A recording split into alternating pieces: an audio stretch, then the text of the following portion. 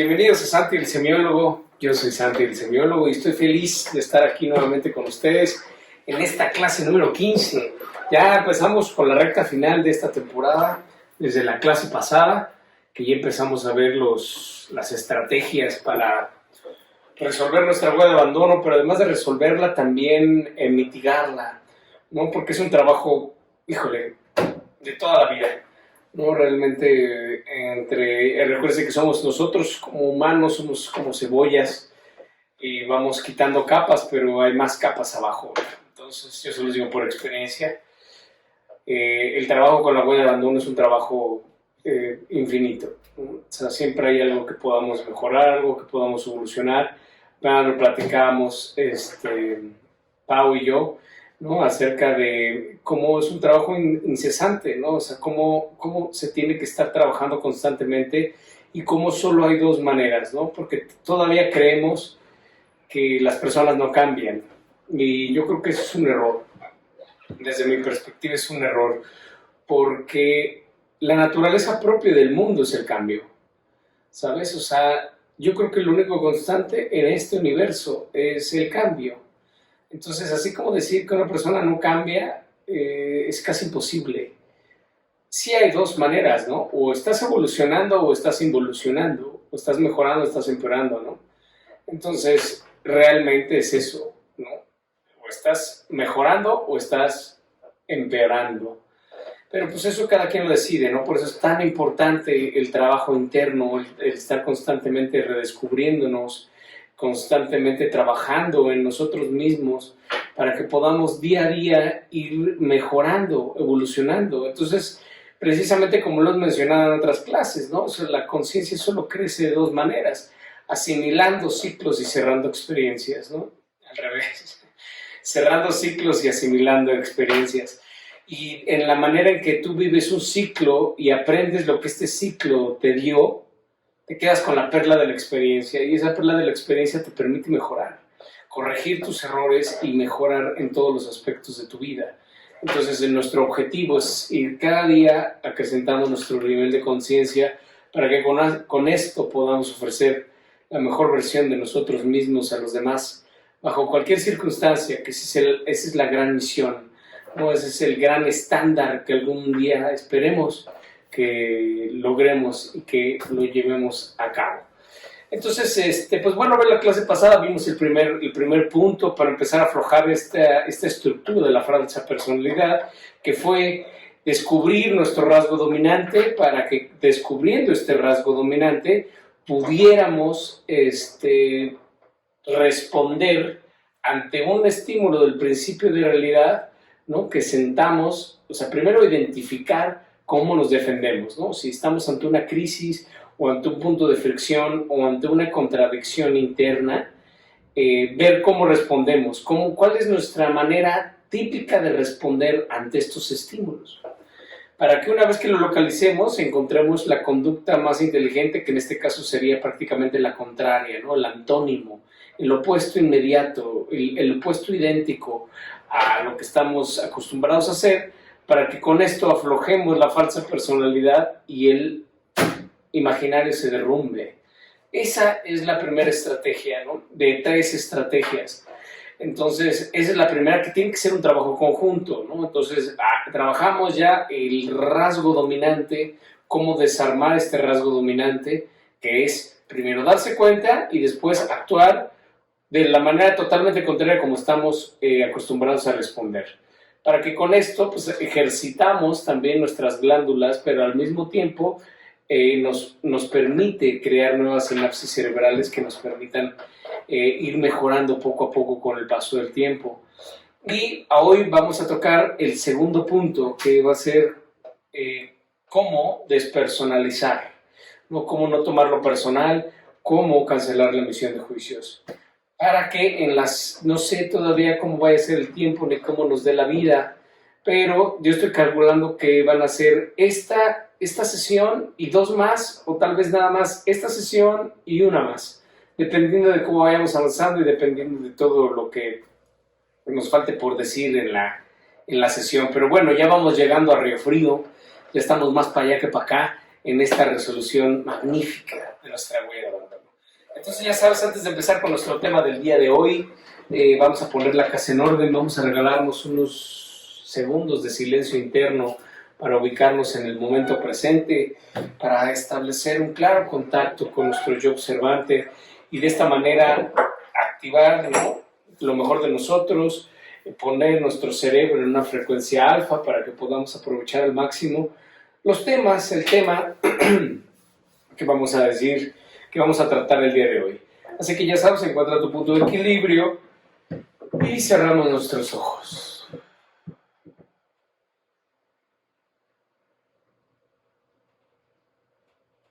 Nos percibimos internamente.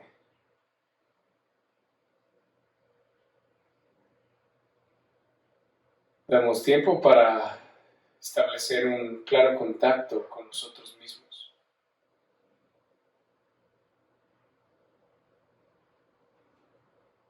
Con nuestro yo observante. Te pido que en estos momentos canceles toda la emisión de juicios, que sueltes pasado y futuro y que te ubiques en el único tiempo realmente vivible, que es aquí y que es ahora.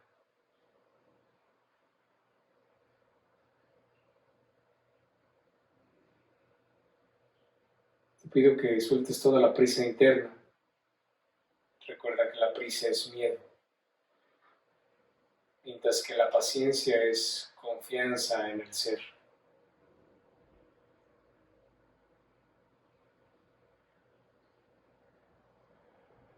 Te pido que localices cuáles son tus 3 rasgos que dominan tu falsa personalidad. ¿Cómo respondes ante el miedo que genera el principio de realidad, el torbellino de la vida? ¿Cómo respondes ante el torbellino de la vida?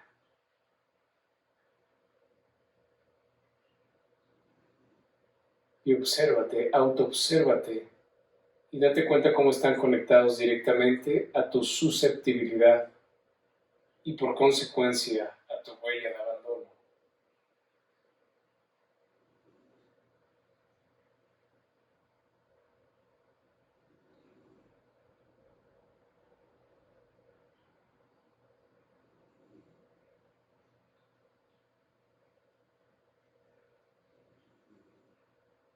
Permite que nuestra frase maestra resuene en todo este escenario interno de conciencia.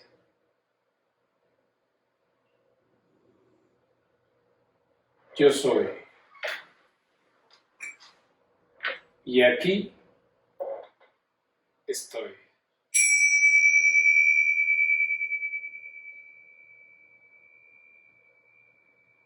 Ábrete a recibir.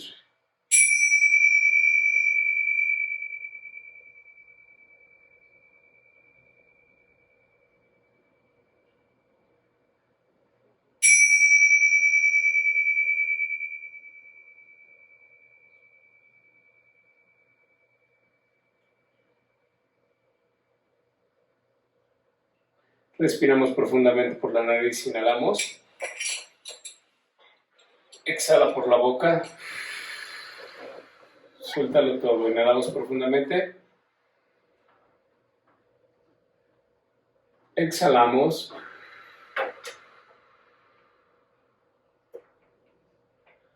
Inhalamos profundamente.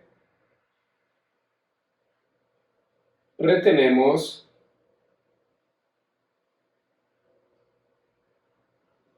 Exhalamos. Para que en perfecta paz, en armonía perfecta, abriendo nuestros ojos y nos incorporamos a nuestra 15ª sesión en una perfecta conciencia de nosotros mismos.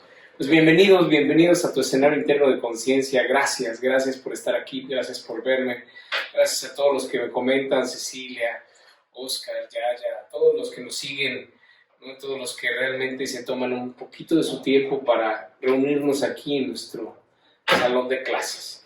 Entonces, como lo platicábamos hace un ratito, ¿no? La susceptibilidad que está conectada al rasgo dominante, ¿no? Acuérdense que la susceptibilidad es aquello que dices, no lo soporto, cabrón. Esto sí, no me lo toques, esto no lo aguanto, ¿no? Entonces empieza a mapear cuáles son tus rasgos más profundos, donde eres más susceptible, ¿no? Aquello que no soportas, ¿no?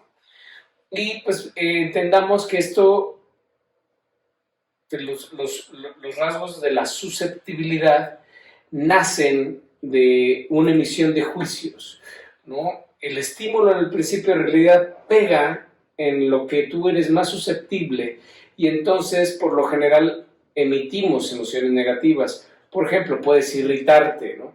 Pero te irritas porque te concedes la razón. De cierta manera tú lo racionalizas y entonces dices, oye, cabrón, pues cómo no voy a enojar si este cabrón hizo estas mamadas y la chingada, ¿sabes? Pero tienes que racionalizar los hechos, ¿no? Entonces lo platicamos y susceptibilidad es a la impuntualidad, por ejemplo, ¿no? Si no soportas que las personas sean impuntuales, te concedes, ¿no? Dices, oye, pues si quedamos a las 5 y son 5:30, cabrón, y tú estás llegando, güey, pues no mames, ¿no? O sea, ya te concediste la razón. Pero esto es muy importante porque, por supuesto que la puntualidad es importante, ¿no? De hecho, incluso podríamos medir la eficiencia de un país, ¿no? De sus individuos o de una empresa por temas de puntualidad. La puntualidad es muy importante, respetar el tiempo de los demás es crucial, ¿no? Ya sabemos que es el nuevo activo de esta era, ¿no? El tiempo que puedes dedicarle a algo o a alguien es crucial. O sea que el tema de la puntualidad es sumamente importante. El problema aquí es que a ti no te genere emociones negativas que alguien sea impuntual contigo, ¿sabes? Porque eso es lo importante, eso es lo que tenemos que detectar, es lo que tenemos que desactivar, ¿sabes? O sea, es muy importante la puntualidad, sí, pero que si alguien por algo no es puntual, pues que a ti no te afecte, que a ti no te quite tu paz, que a ti no te genere emociones negativas, porque pueden suceder muchísimas cosas, o sea, pero muchísimas cosas, o sea, el tráfico, un accidente, hay N cantidad de factores alrededor, ¿no? Y además en una cultura como la nuestra, tan laxa en términos de tiempo, si te dicen a las 5 o una cita, por lo general llegas a las 5:30, ¿sabes? Entonces es muy difícil llegar a este tipo de acuerdos y más en un país tan laxo en relación con el tiempo como México. O sea, todo mundo, ¿no? Incluso te hacen una invitación a una cena y pues ya como organizador tienes que estar calculando pues que ellos van a llegar una hora después. Si tú les dijiste que era a las 7, pues ellos van a llegar a las 8 fácilmente, ¿no? Entonces uno tiene que calcular que realmente tienes que citarlos una hora antes para que con con su tardanza, pues lleguen a la hora que tú querías recibirlos. Pero eso es así. Pero imagínate que viajamos, ¿no? Tú te enojas porque te concedes la razón y entonces estás viendo el reloj y ya dices, faltan 5 minutos, estoy a 5 minutos de encabronarme, ¿sabes? Porque tú ya sabes que si no llegas a las 5 en punto, tú te vas a enojar. Tú vas a mentar madres. ¿Qué pasó? Pinche falta de respeto. Lo hemos visto en diferentes ejemplos, ¿no? Pero viajemos en el tiempo, ¿no? Y imagínate que estamos en las épocas donde no existían los celulares, que donde no todo estaba digitalizado, y pues si no tenías reloj, no sabías la hora. O sea, así de sencillo. Si no tenías un reloj de pulsera o un reloj de bolsillo o un reloj en tu casa, ¿no? Pues no sabías la hora, ¿no? Tenías que poner el radio y pues no siempre daban a cada rato la hora, entonces pues, era todo un tema, ¿no? Entonces imaginemos que tú estás en tu casa, invitaste a alguien a cenar y en ese invitarlo a cenar quedaron a las 3, pero tu reloj, antes los relojes incluso, bueno, sí había automáticos, ¿no? que se cargaban con el movimiento, pero por lo general, ¿no? Eran de pila. Y entonces no había manera de cargarlos como ahora, ¿no? Entonces tú si se te acabó la pila del reloj, pues ya valías madres, ¿no? Pues tenías que ir a un relojero a que te pusieran una pila. Bueno, había unos intrépidos, ¿no? Algunos motrices que se aventaban a hacer el cambio ellos mismos, pero al final tú tenías que conseguir las pinches pilas y ponérselas a tu reloj. Entonces imagínate que tu reloj se para 5 para las 3. Y tú quedaste con unas personas de ir a comer a las 3.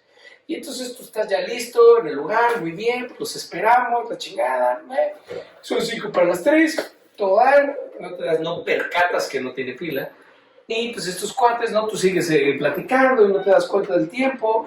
Estos cuates llegan a las 3:15. ¿Sabes, cabrón, que ya llegaron? Que chequen la chingada, muy bien, bienvenidos, pásenle. Y volteas a ver el reloj y sigue 5 para las 3. Dices, puta, pues creo que se me acabó la batería de mi reloj. Pero no pasó nada.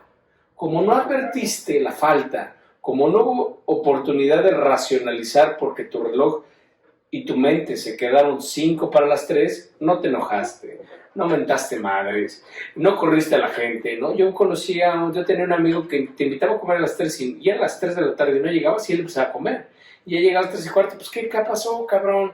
No, quedamos a las 3, la chingada, ¿no? Hasta su esposa se ponía nerviosa cuando invitaba a alguien a comer y que no llegara puntual, ¿sabes? Porque para esta persona era muy importante la puntualidad.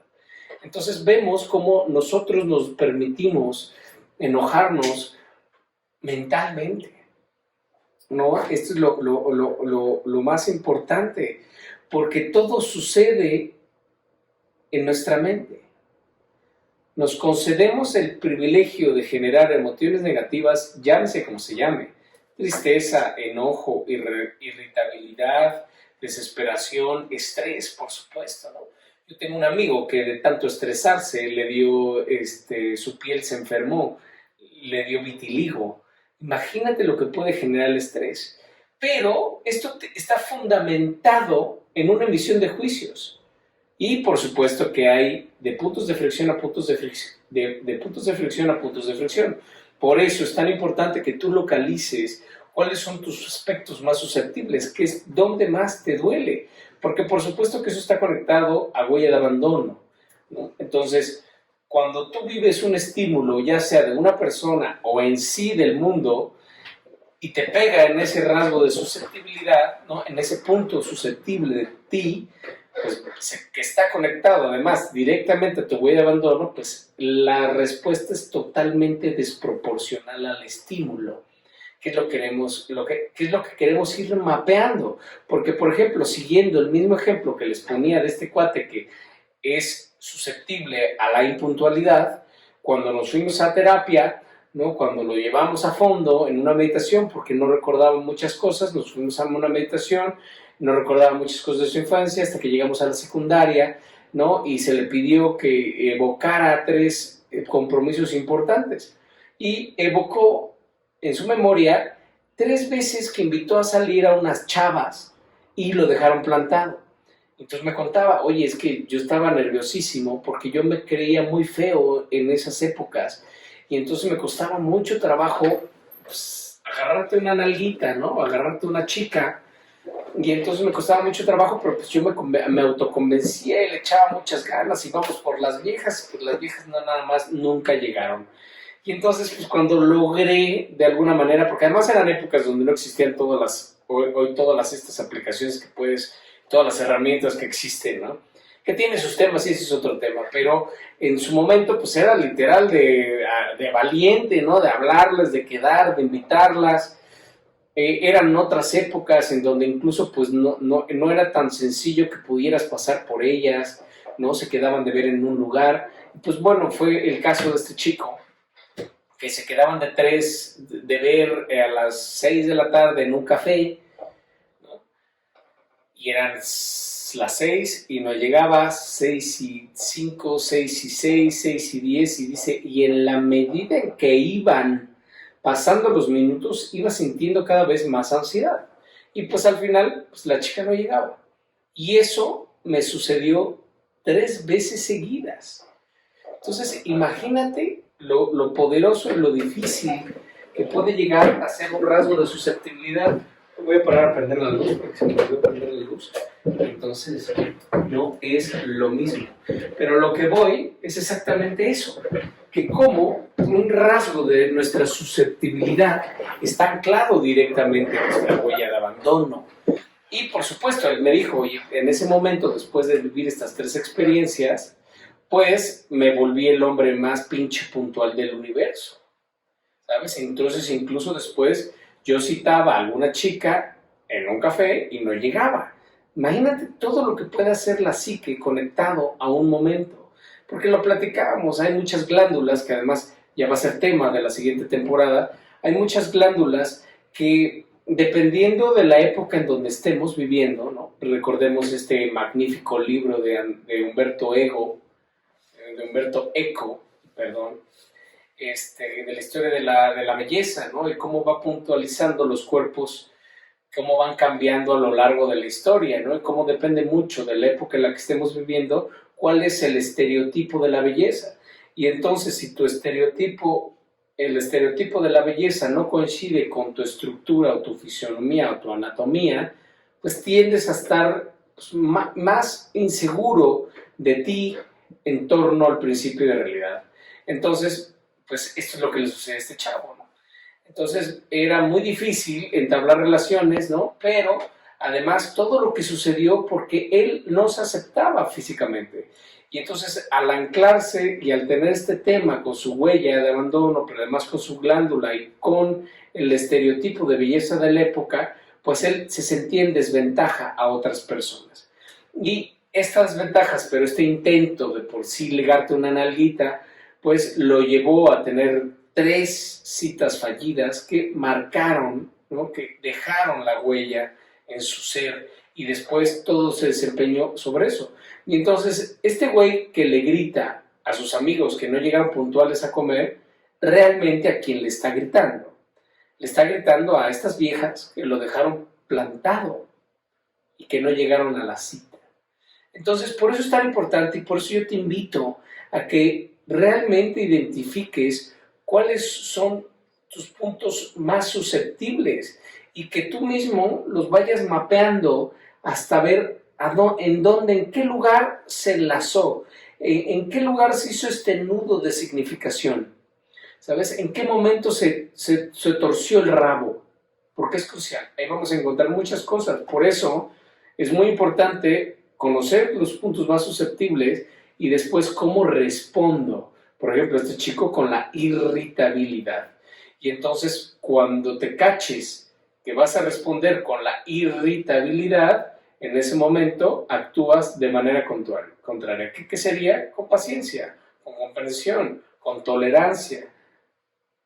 Y entonces comprensión, por ejemplo, ¿no? La comprensión en este caso sería muy puntual. Si tu rasgo dominante es la irritabilidad, pues la comprensión sería un antídoto muy bueno.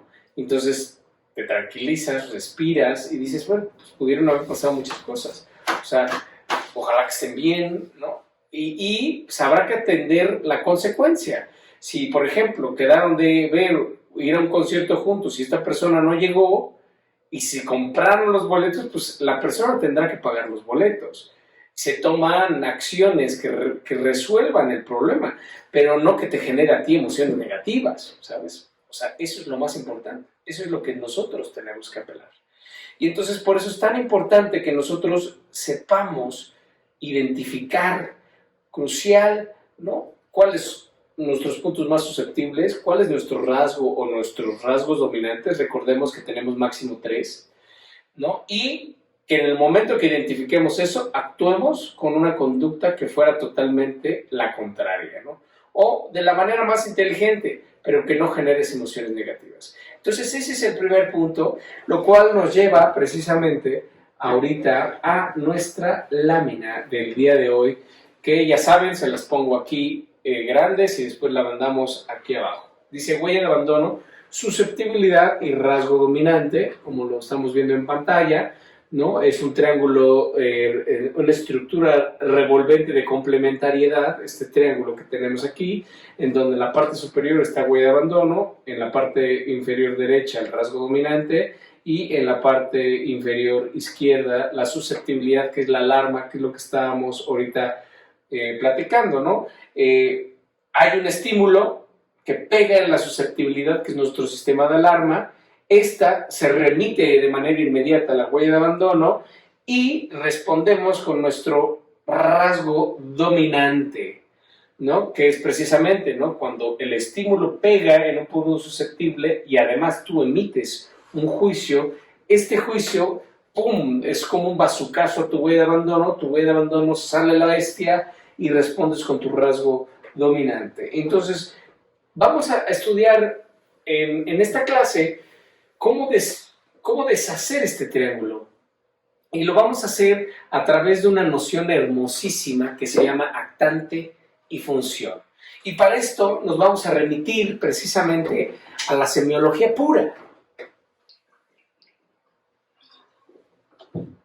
Recordemos que la semiología es la ciencia que se encarga del estudio de los signos en el contexto de la vida social.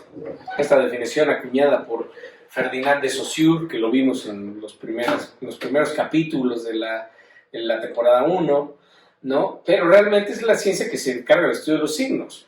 Y entonces, pues, en su gran mayoría, aunque hay semiología de casi todo, puede haber hasta semiología del fútbol, ¿no? Y dentro del fútbol, semiología del fútbol mexicano y del mexicano de tal club, y bueno, ¿no? Por ejemplo, del América, ¿no? Entonces, ¿qué significa el águila, no? Todo este tema, ¿no? Hay semiología prácticamente de todo, la semiología médica, que va cuando vas al doctor y, oiga, doctor, pues es que fíjese que me duele tal y tal. Ah, el doctor lee esos signos y te dice, tienes esto, tómate esto, punto, ¿no? Y entonces, pues bueno, dentro de la semiología literaria, ¿no? Dentro del estudio literario y en particular dentro de la narratología, existe algo hermosísimo que se fueron dando, que nos fuimos, porque todos los que estudiamos esto te dabas dando cuenta, ¿no? Porque de hecho esa fue la intuición que se tomó para crear esta semiología, que es semiología de la vida cotidiana. O sea, esta semiología está enfocada en la vida cotidiana, en el desarrollo del ser. ¿Por qué? Porque se dieron cuenta que precisamente este tipo de análisis, ¿no?, se hacen dentro de la narratología para conocer un personaje. Entonces hay muchas veces que, por ejemplo, cuando haces este análisis de la narratología dentro de una obra literaria y dices, bueno, vamos a buscar todas las partes de un libro que hablen de un cierto personaje. Imagínate que estamos estudiando a Madame Bovary y entonces vamos a decir, bueno, vamos a leer todo el libro y vamos a ir subrayando todas las partes donde hable el autor de Madame Bovary, o de Antoine Ego, o del Peter Pan, o del personaje que tú quieras. Entonces, una vez que se hace eso, lees todo el libro y vas anotando todas las partes donde se refiere el autor a este personaje, y después todas esas partes subrayadas las copias y las pones en un nuevo documento para que realmente sepas, pues, más del personaje y te des cuenta, pues, de quién es, cómo está, qué es lo que el autor nos compartió de este personaje. Pero la gran mayoría nos damos cuenta que realmente el autor habla muy poco de los personajes. Es decir, pues no habla mucho de dónde nació, qué estudió, cuáles eran sus amigos de chiquitos, todo el desarrollo, ¿no? Pues que si es flaco, es alto, ¿sabes? Nada, si es pelón, si no es pelón, si usa gorra. Realmente hay muy pocos elementos que el autor comparte de cierto personaje. Y entonces es donde ahí se dieron cuenta que realmente el talento de un escritor, de un novelista, radicaba en eso, que con muy pocos elementos activaba la imaginación del lector. Y entonces sucede como lo que ahora sucede cuando vemos una pantalla, que realmente lo que estamos viendo, la pantalla está constituida por píxeles, ¿sabes? Y estos píxeles, que son unidades mínimas, ¿no?, que es como, es un signo autorreferente, el píxel, ya en conjunto todos los píxeles pues me dan una imagen y esa imagen es la que yo puedo interpretar, pero realmente esta unificación la hace mi cerebro, la hace mi mente, y entonces sucede lo mismo cuando tú estás leyendo una obra, con pocos elementos y dependiendo de lo que está y de lo que lleva y de lo que va el autor, pues tú empiezas a relacionarlo con tu vida. Es como un sistema de espejos. Por eso es tan espectacular un libro, porque es un sistema de espejo que te va dando, y entonces tu mente empieza a complementar todo. Y tal vez tú ya lo relacionaste con tu papá, o con tu marido, o con tu pareja, o con tu hijo, ¿no? Y entonces era impresionante en exámenes de literatura, ¿no? De análisis literario, que te preguntaba el profe, ¿no? Te decía, ¿y cómo era Madame Bovary?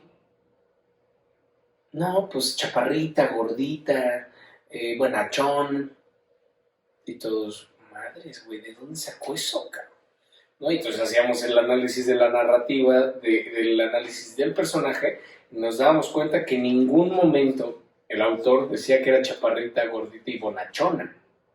Entonces tú ya habías interpretado, ¿sabes? Ya habías hecho el juego de espejos con tu vida. Y entonces de ahí radica el éxito de un buen novelista, ¿sabes? Que te engancha, con poquitos elementos te engancha. Y entonces esto es muy importante, ¿no? Porque los grandes novelistas son aquellos que cautivan la imaginación del lector, ¿no? Y entonces cuando ves, por ejemplo, a García Márquez, que ha cautivado a millones de lectores alrededor del mundo y que es uno de los novelistas más leídos del mundo, ¿no? Te das cuenta que tiene esta gran habilidad para agarrar con poquitos elementos y enganchar al lector, ¿no? Pero hay otros novelistas buenos, buenísimos, que nadie los lee, ¿sabes? Por ejemplo, léete El hombre sin atributos, de Robert Musil.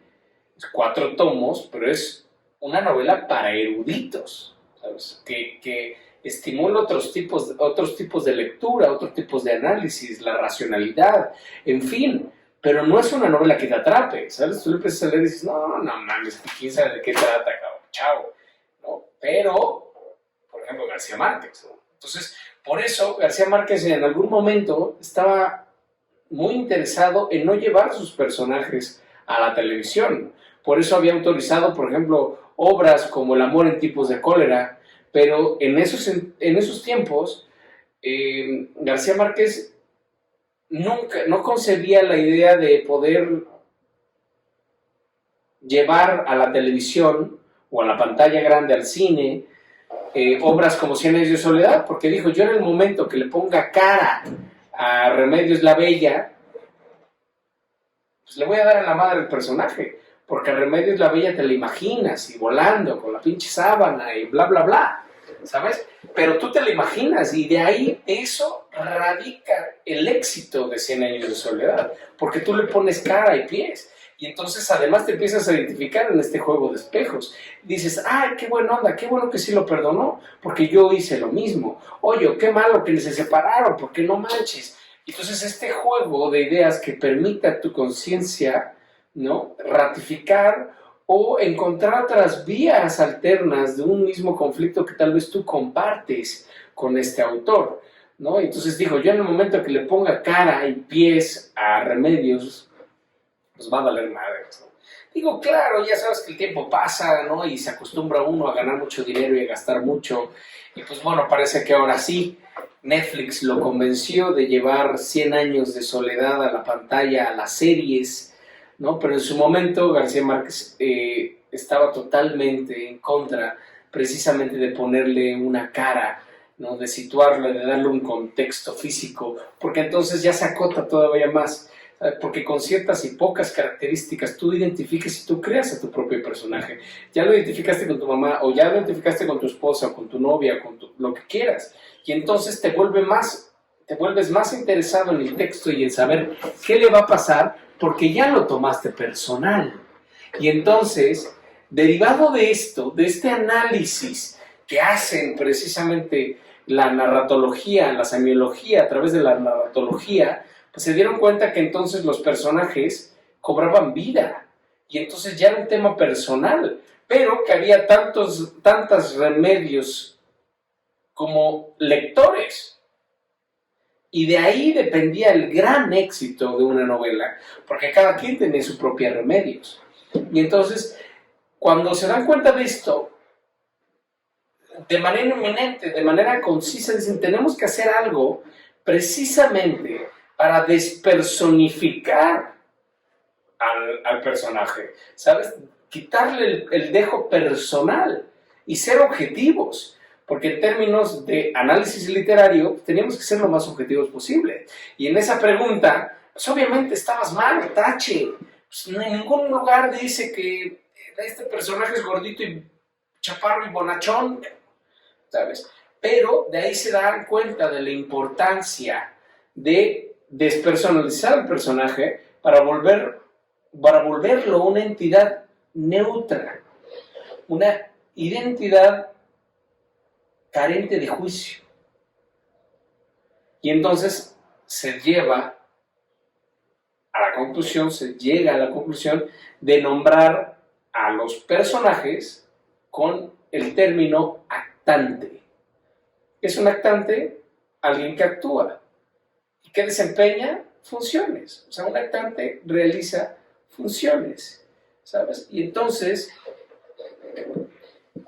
para poder entenderlo, imagínense que estamos en una obra de teatro y de repente en esta obra de teatro, pues para que parece que se desarrolle el drama, ¿no? La obra de teatro consiste en un engaño y este engaño, pues solamente lo conocen ciertos actantes, los que engañaron, pero hay otro grupo de actantes que no conocen este engaño. Y entonces de este juego va a determinarse que se desarrolle el drama. ¿Por qué? Porque conocer los que no saben el engaño, ahí es donde se desarrolla el drama, el gran drama de la vida, el gran drama de esta obra de teatro. Y entonces de repente están en una comida, bla, bla, bla, y tocan el timbre, la puerta. Abren y era un trabajador de, ¿qué te gusta? De telégrafos. En esos sectores, trabajador de telégrafos. No se sabe el nombre, nada. Dicen trabajador de telégrafos, ahora sí que trabajador de telégrafos de México. Vengo a entregar un telegrama para Juanito de tal. Perfecto, muy bien, muchas gracias. Ese telegrama contiene la verdad, ¿no? Entonces, cuando lo lea, el protagonista se va a enterar del engaño y en ese momento se va a desarrollar el drama. Entonces lo recibe, le da una propina al señor, muchas gracias, y se va el chico y ya tiene el sobre en la mano y todos en la obra, no mames, que lo lea, cabrón, no mames, qué nervios cuando leas el puto telegrama, güey, ¿sabes? Pero aquí lo que quiero llegar es eso, el trabajador de telégrafos. Ese es un actante. ¿Y cuál fue su función? Entregar un sobre. Nada más ni nada menos que iba a ser lo que iba a destapar el drama. O sea, es una función muy importante, pero aquí lo que quiero que tú entiendas es actante y función. El actante desarrolla funciones o realiza funciones. Punto final. No hay una personalización. Una persona, y además fue un papel de 1 minuto. Y ese fue todo, su intervención en la obra. Pero era crucial que este señor de telégrafos entregara ese sobre para términos de la novela. Y entonces es cuando personalizamos, ¿no? Pero aquí lo importante es que nosotros estamos en el mismo sentido. Nosotros vivimos también una obra de teatro en nuestra vida, ¿no? El teatro de la vida, ¿no? Este gran libro también, ¿no? Donde Dios va precisamente entregando papeles, ¿no? Y bueno, tú vas a ser el malo, tú vas a ser la buena, tú vas a ser la víctima, tú vas a ser el antagonista, pero todos de alguna manera estamos viviendo nuestra propia novela. Pero lo más impresionante es que somos el autor, el protagonista, el lector, el editor de nuestra propia historia, ¿sabes? Entonces, tú escribes tu historia, tú escoges a tus personajes, tú escribes tu drama y después lo lees y te pones a llorar y dices, no mames, güey, qué pinche vida tan culera tengo, todo me sale mal, ¿sabes? Es por eso tan importante y tan bonito hacer una novela. Y esa es la fascinación de ser un novelista. Porque hay veces que el novelista está una semana pensando, diciendo, puta, ¿qué hago con esta vieja? ¿Qué hago? ¿Qué hago? ¿La mato? ¿Qué hago para que esto se ponga más interesante? ¿La mato, la mando a Singapur o a Morelia o nada más que se la cojan? ¿O qué hago, cabrón? ¿Sabes? Por eso es una fascinación, por eso escribir una novela te invito a que lo hagas. Sí, es un mundo fascinante, ¿no? Que es decir, oye, pues es que tengo que escoger los personajes, tengo que escoger cómo va a empezar, cómo va a terminar, o cómo voy a dar la jiribilla. En el mismo García Márquez, ¿no? En Crónicas de una muerte anunciada, la obra empieza con un suicidio, ¿no? Y de este güey que se avienta a las vías del tren y entonces empieza así la novela y lo interesante es saber por qué llegó a ese punto. Y cuando terminas, comprendes por qué llegamos a ese punto y la muerte significa totalmente otra cosa. Y nosotros estamos viviendo nuestra propia novela y nosotros mismos nos hacemos harakiri con nosotros mismos en la manera en la que estamos leyendo nuestra propia novela. Lo platicamos en unas clases pasadas. La tragedia de la vida es una novela, es una comedia mal leída. Entonces, por eso es tan impresionante que en este análisis literario, cuando tú ves una obra autobiográfica, por lo regular, es una obra de ficción. Y cuando ves o cuando lees una obra de ficción, por lo general, es una obra autobiográfica. Por eso es impresionante leer autores, porque conoces al autor, conoces lo que está diciendo, cómo está viviendo, y que por lo regular tiene muchísimo que ver. Toda obra autobiográfica es de ficción y toda obra de ficción es autobiográfica. Y entonces, pues bueno, tú lo que tienes que ir viendo es precisamente todo lo que vamos haciendo y vamos construyendo nosotros mismos en nuestra vida a través de las malas lecturas o de las lecturas que hacemos, a través de los sucesos que pasan en nuestra vida. Y lo mencionábamos, ¿no? Una conciencia se manifiesta, ¿no? Una buena obra, una buena lectura, una buena novela, lo que hace, por eso te engancha, es que tu conciencia se manifieste o que manifieste su respuesta ante una crisis, que era lo que mencionábamos, ¿no? Si me identifico, no me identifico, ya me identifico con tal personaje, me cae mejor este personaje lo odio, ¿no? Y en sí, ¿no? Porque precisamente lo que hacen el análisis literario o las obras es un juego de espejos, ¿no? Que te permite ver tus propias posibilidades, ¿no? Y entonces aquí es donde entra tan importante este estudio de actante de difusión, porque realmente lo que tenemos que hacer es despersonalizar a nuestros personajes, volverlos entidades neutras a través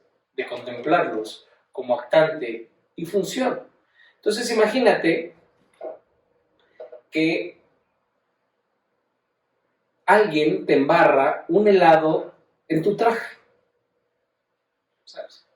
Alguien llega y te embarra deliberadamente un barquillo de helado en tu traje. Ahora, ¿qué pasa? No es lo mismo que hubiera sido tu novio, ¿no? O tal vez el novio de tu hija, al cual le hiciste una observación y paró y te embarró el barquillo de manera literal. A que si fuera, por ejemplo, un hijo tuyo que tiene síndrome de Down y que queriéndote convidar o queriendo jugar contigo sin querer, te embarró el barquillo de helado.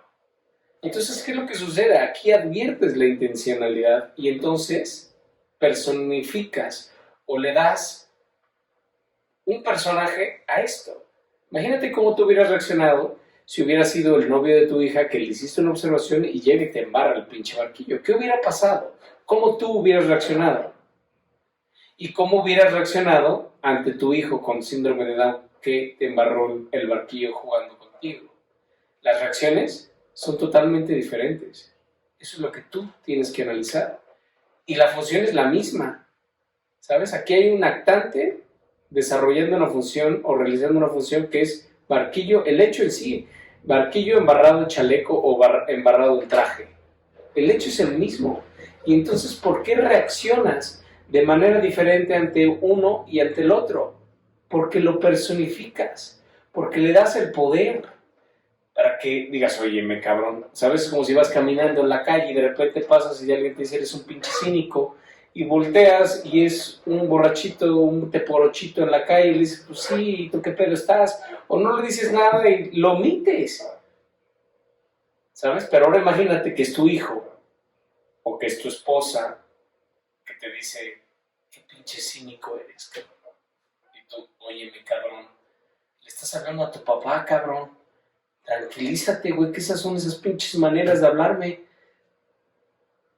El hecho, la función es la misma, solamente que te afecta porque personalizas, porque le das el poder a un actante de dejar de ser actante y lo vuelves personaje, ¿sabes?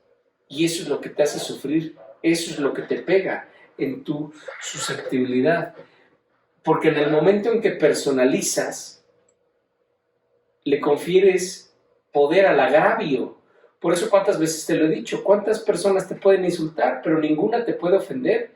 Te ofendes cuando ese insulto pega en tu huella de abandono, cuando personalizas el insulto. Oye, me cabrón, si soy tu papá, ¿sabes? Pero pues todo el mundo te puede decir, sí, eres un pinche flaco, pendejo, pareces pudo acabado, sí, me apendejo los miércoles. No pasa nada, no me genera emociones negativas. Por eso, esa definición que dimos en otras clases de libertad es magnífica.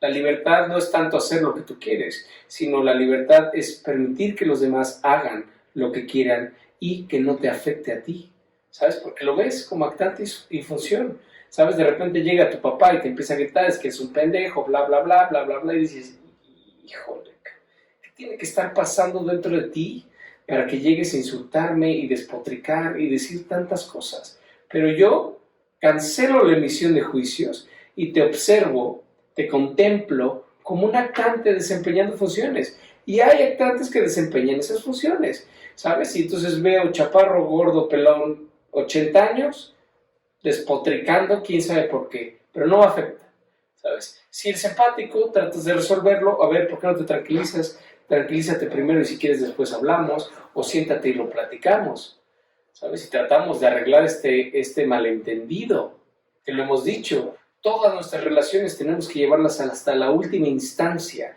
nunca podemos romper relaciones, tenemos que saber diluirlas, saber llegar hasta el máximo incandescente.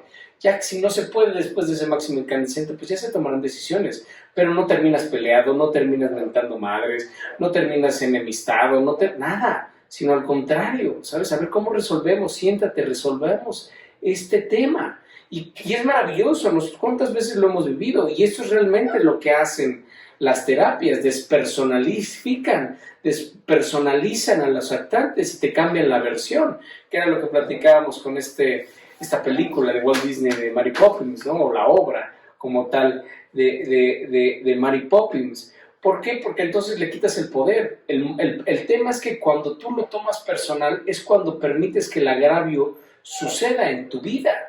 Y eso es lo que hay que parar. Tiene que haber una distancia crítica, tiene que haber una conciencia autorreflexiva, un yo observante contemplando. A ver, tú no estás diciéndome nada a mí, estás hablando de ti y yo te comprendo y soy empático y no me toca, ¿sabes? La no reacción es de los grandes méritos budistas. Es una característica de los bodhisattvas, la no reacción, impávido ante los estímulos del principio de realidad, porque hay una conciencia procesando. Y te observo como actante y función, ¿no? Y entonces, eso es lo que tenemos que ir nosotros, ir viendo en nosotros mismos. Y como lo platicábamos, tal vez si un actante desempeña una función, pues esta función tal vez se convierte en un problema. Y este problema hay que resolverlo, como lo mencionábamos en el ejemplo de los boletos de avión, ¿no? Pues bueno, si estas personas no llegaron, es un actante desempeñando una función, y pues bueno, no llegaron, pues hay que resolver el problema, vemos si es posible cambiar los vuelos para otros, o pues ni modo, sorry to tell you, lo tienes que pagar, cabrón. Y ni modo, se resuelve, ¿no? Pero se resuelve con amor, se trata de conciliar, incluso hasta en los términos más horribles, con términos de abogados, oye, pues trátalos bien, además es semiólogo, güey, hazle entender que está mal esto, pero veamos cómo resolvemos el problema, pero no lo vamos a sufrir, no vamos a generar emociones negativas. Porque es crucial no generar emociones negativas. Cuando tú estableces contacto con una emoción negativa, puede terminar en una tragedia. Ya lo hemos analizado en otras clases. Entonces, ¿para qué terminar en una tragedia? Si puedes procesarlo de manera consciente. Y entonces, cuando alguien te insulta, pues tómalo como basura. Es como si fuera tu cumpleaños y de repente llega alguien con una bolsa de basura, toma, felicidades. Entonces, I'm not taking it. ¿Sabes? No lo acepto, toma y quédate tu hedionda basura para ti. Pero cuando el insulto pega en tu susceptibilidad y en tu huella de abandono y respondes con emociones negativas, con mentadas de madre, o le respondes el agravio con otro agravio, pues entonces es el mismo ejemplo. Es como si llega alguien y te llega a tu cumpleaños y te regala una pinche bolsa de basura y dices, qué rico, me voy a hacer un sándwich de mierda, güey. Y para adentro, güey. Cuando tú permites que el insulto te genere una emoción negativa, ya te estás comiendo el sándwich de mierda. Entonces, por eso es tan importante que tú te des cuenta, que nos demos cuenta, porque todos estamos en este pinche ruedo, que nos demos cuenta de cuando alguien toca un punto susceptible y ese punto susceptible me va a hacer estallar. Entonces, por eso es el trabajo. Lo primero que tuvimos que hacer es identificar nuestra susceptibilidad y el rasgo dominante para desactivarlo. Y ahora ver a todo y a todos como un actante y una función. Porque además, lo más importante de todo esto es que en términos místicos, y que vamos a estudiarlo de manera profunda en las temporadas avanzadas, nos vamos a dar cuenta de cómo todo lo que vemos es generado por nosotros mismos, que no hay nada ni nadie, que todo es un reflejo de tu nivel de conciencia, que todo lo que estás experimentando, tú lo estás generando. Tenemos que hacer un recorrido de casi 9 temporadas, vamos en la 2, para que ya comprendamos cabalmente esto que estoy diciendo. Pero como la huella de abandono es un temazo, es un tema que conecta a todas las temporadas, todos los cursos de semiología, se conecta con ella hasta los cursos más avanzados. Cuando estudiemos, imagínense, semiología del absoluto, que es la temporada final. Y la huella de abandono conecta en todos los cursos. Por eso es crucial seguirla trabajando toda la vida. Pero la huella de abandono empieza a tocar con temas muy profundos, ¿sabes? Y en este sentido es eso, todo es una representación tuya. No existe nada más que tú. Y tú estás generando todo esto. Y tú estás generando a todos estos actantes que hoy, actualmente, antes de que conocieras este código, eran personajes. Pero todos los actantes que tú estás generando en tu vida son precisamente para que tú despiertes, para que las funciones que desempeñan estos actantes te permitan evolucionar, te permitan cerrar ciclos y asimilar experiencias, porque todo se trata de ti. Y entonces, desde esa perspectiva, todos son actantes de colaboración, porque te están ayudando a que tú evoluciones. Todos los estímulos que estás viviendo son para que tú evoluciones, para que tú aumentes tu nivel de conciencia.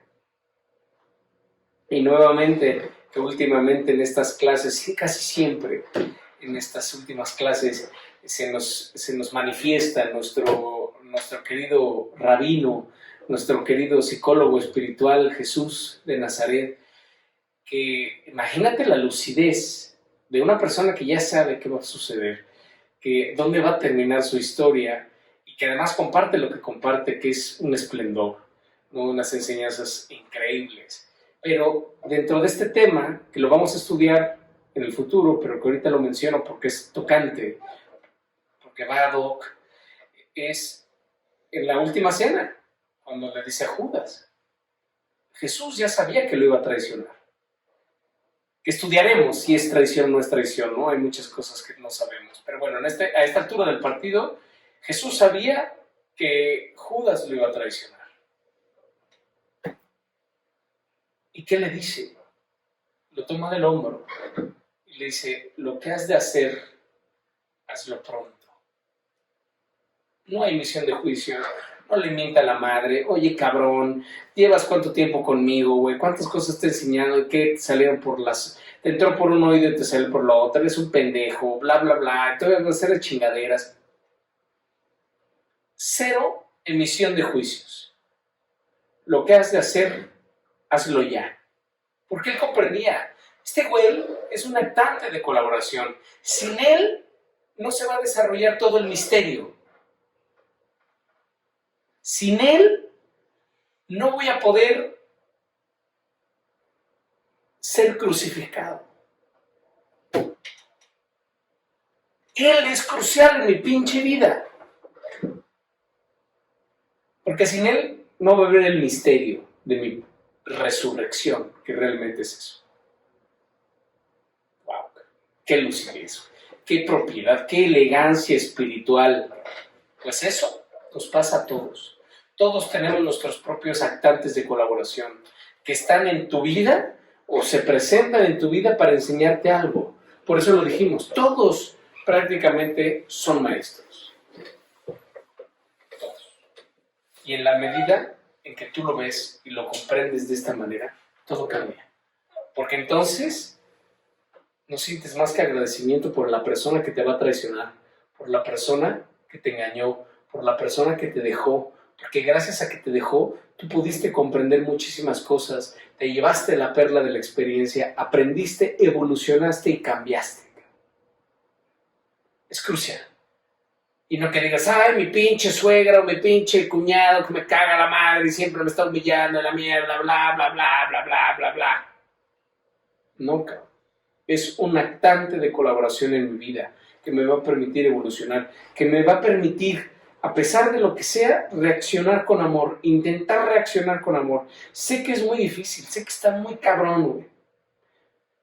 Pero ese es el objetivo. ¿Sabes? Que ante cualquier agravio, tú pongas la otra mejilla. Si te abofetan, si te abofetean en tu mejilla derecha, pon la izquierda. Nuevamente. Entonces, ching. Además de que te permite comprender esto, que todos son actantes de colaboración, te permite cancelar la emisión de juicios y decir, este actante está desempeñando funciones, no tiene nada que ver conmigo.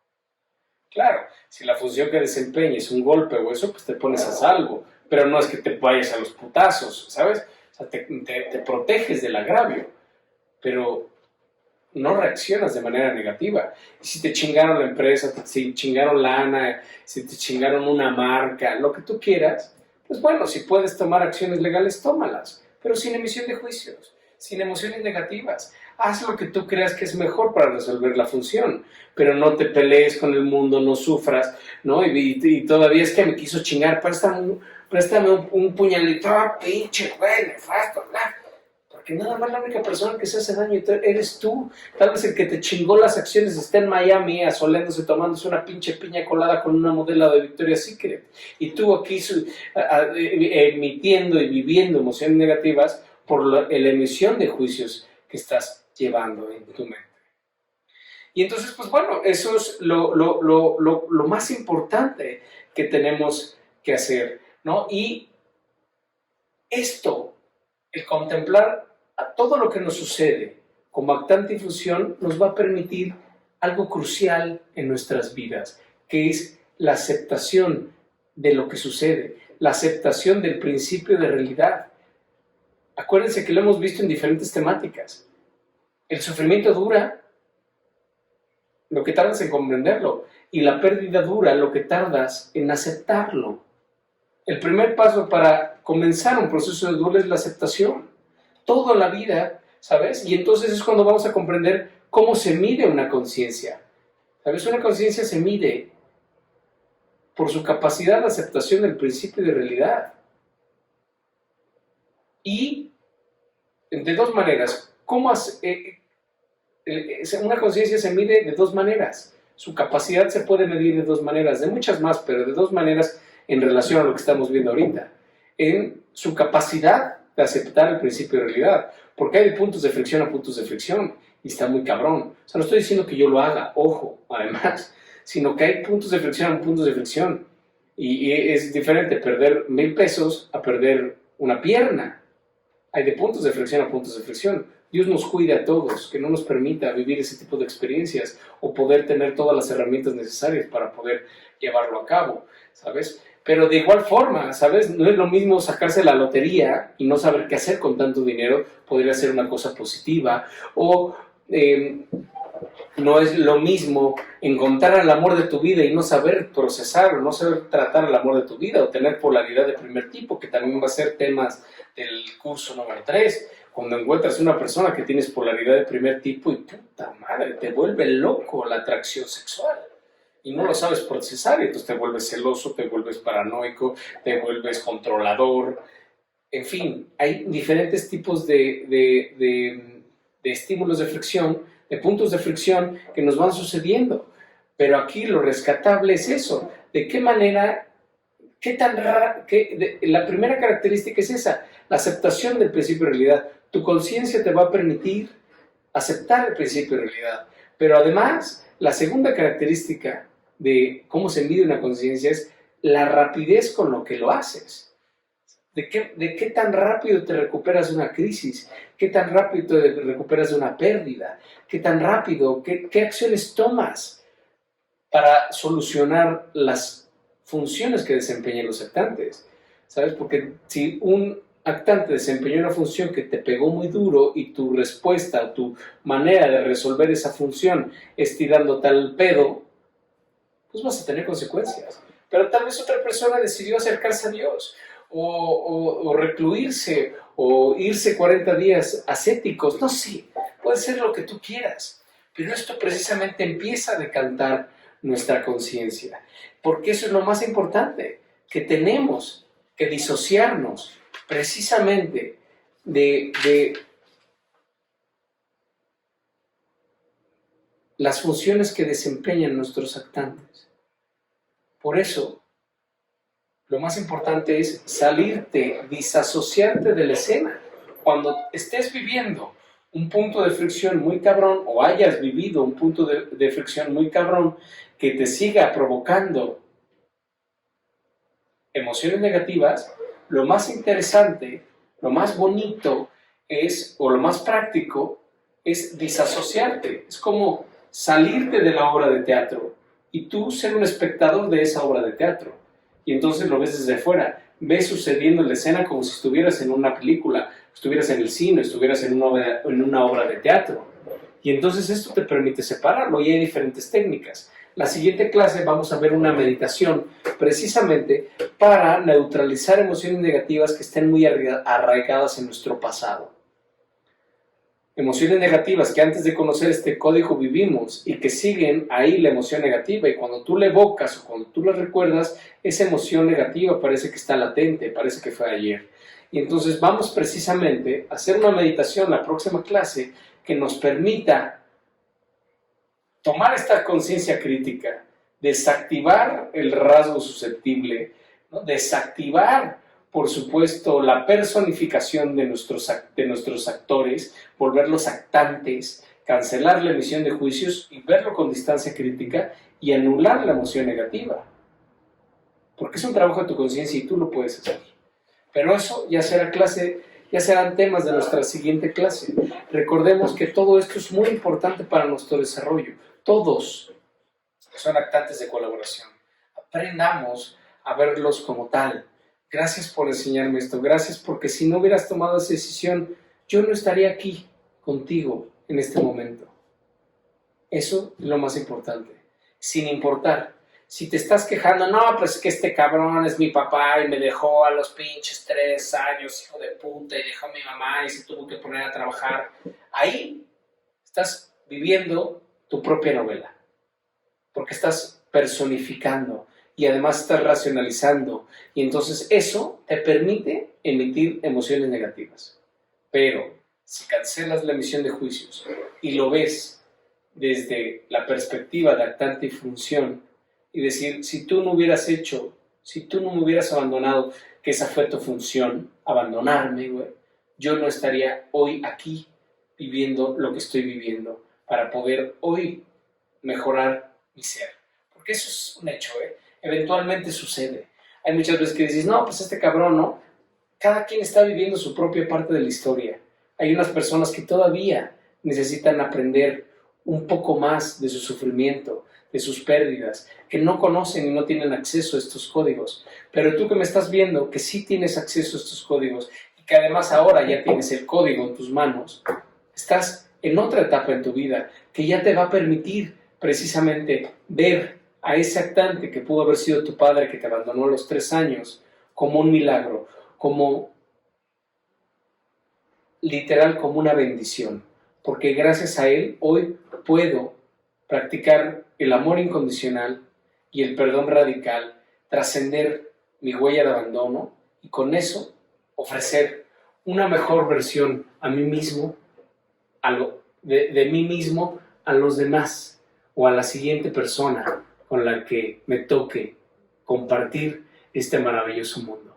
Pero seguiremos con el punto final, con la acotación de la huella de abandono. Ya tenemos 2 estrategias para mitigar y para romper esta estructura de la falsa personalidad. Nos falta la más importante, que va a ser tema de la última sesión. Todavía yo creo que nos van a faltar 2 más, pero ya estamos llegando a Río Frío, ya estamos en la recta, agarrando las últimas 2 vueltas para concluir este maravilloso tema de huella de abandono. Como siempre, te agradezco que me sigas en mis otras redes sociales. Ya sabes que lo nuevo necesita amigos y estamos contando contigo. Gracias por verme, gracias por seguirme, gracias por prestarme tu atención, que es lo más valioso que tenemos, nuestro tiempo y tu atención. Y cuando tú ves este programa, me estás dando las 2. Así que infinitas gracias. Gracias a todos los que comentan, que se toman otro poquito de su tiempo. Ya saben que esta temporada es para todos los que estamos aquí, sino es entre tú y yo. Esto es entre tú y yo. Y te agradezco profundamente y nos vemos pronto.